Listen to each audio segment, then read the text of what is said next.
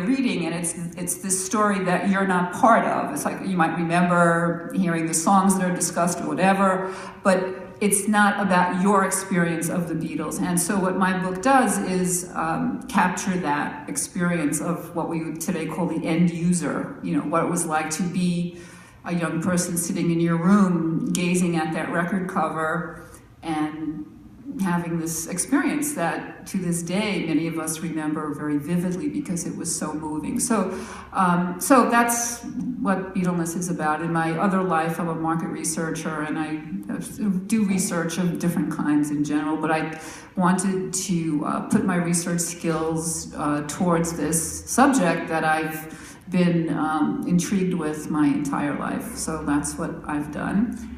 And I've had the opportunity to meet so many wonderful people as a result of writing the book. It's very humbling and it's just really nice to get feedback. People read it, people tell me it's therapeutic.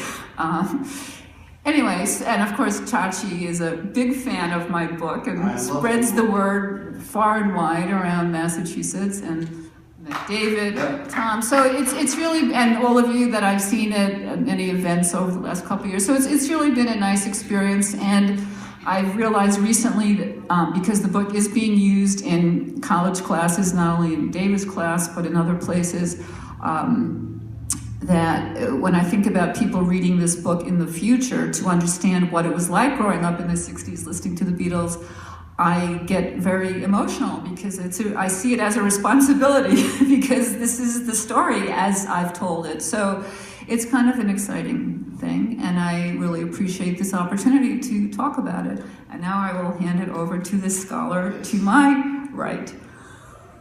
Thank you, Candy.